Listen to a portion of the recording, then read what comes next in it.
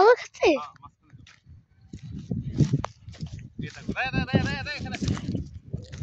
আলু খেত, আলু গাছ। এটার গোড়ার মধ্যে কিন্তু আলু হবে, যে আলু তুমি খাও না সেই আলু গোড়ার মধ্যে হবে। এই আলু গোড়ার মধ্যে, এই নিচের মধ্যে আলু হবে, এটা নিচে। এগুলো সব আলু খেত। সামনে আসো মধ্যে দেখি, দেখাও আলু খেতে দেখাও। তুমি বলো, তুমি একটু বলো কিভাবে আলু হবে এটার মধ্যে। এটা আলু ক্ষেত, সুন্দর আলু হবে।